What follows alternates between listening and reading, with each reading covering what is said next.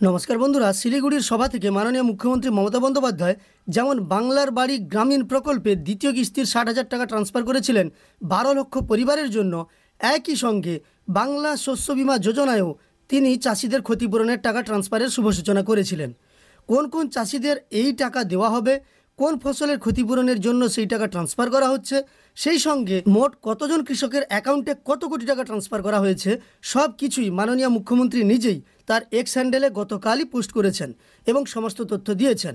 আজকের ভিডিওর মাধ্যমে সেই তথ্য আপনাদের আমি দেখাবো যে মাননীয় মুখ্যমন্ত্রী মমতা বন্দ্যোপাধ্যায় গতকাল টুইট করে বাংলা শস্য বিমায় কত কৃষকের অ্যাকাউন্টে কত কোটি টাকা ট্রান্সফারের শুভ সূচনা করেছেন সেই সম্পর্কিত সমস্ত তথ্য।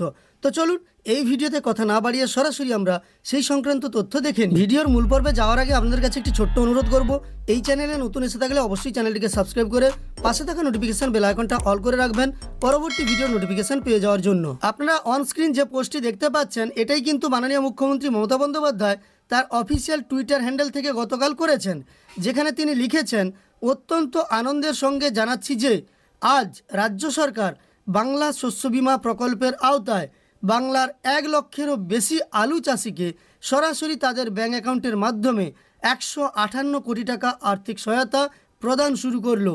অর্থাৎ এক্ষেত্রে কিন্তু ১ লক্ষেরও বেশি আলু চাষিকে বাংলা শস্য বিমা যোজনায় ফসলের ক্ষতিপূরণ বাবদ ১৫৮ কোটি টাকা পাঠানো হবে, তারই শুভ সূচনা গতকাল মাননীয় মুখ্যমন্ত্রী করেছেন। কোন ফসলের জন্য এই টাকা দেওয়া হয়েছে সেটাও কিন্তু পরে জানানো হয়েছে, আপনারা শেষ পর্যন্ত দেখতে থাকুন। আমি বাংলার সকল কৃষক ও তাদের পরিবার পরিজনকে জানাই আন্তরিক অভিনন্দন। ঠিক তারপরেই তিনি লিখেছেন, চলতি রবি মরশুমে প্রতিকূল আবহাওয়ার কারণে যেসব কৃষকের আলু চাষে ক্ষতি হয়েছিল তাদের এই সহায়তা করা হচ্ছে। অর্থাৎ রবি মরশুমে যেসব কৃষকের ফসলের ক্ষতি হয়েছিল বা আলু চাষে ক্ষতি হয়েছিল তাদের জন্যই কিন্তু এই সহায়তা দেওয়া হলো। এ প্রসঙ্গে বলি, বাংলার কৃষকরা সম্পূর্ণ নিখরচায় ফসল বিমার সুবিধা পান। সব ফসলের প্রিমিয়ামের পুরো টাকাই রাজ্য সরকার দেয়।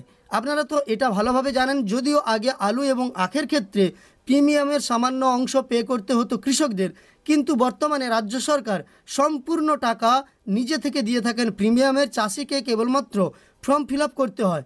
সমস্ত ফসলের জন্য আপনারা বা চাষিরা যারা ফসলের ক্ষতিপূরণের জন্য আবেদন করেন তারা নিখরচায় আবেদন করতে পারেন। এটা আমাদের গর্ব যে 2019 সালে চালু হবার পর থেকে কেবলমাত্র বাংলা শস্য বিমা প্রকল্পেই আমাদের সরকার বাংলার কৃষকদের মোট ৩,৭২০ কোটি টাকার বেশি সহায়তা প্রদান করেছে।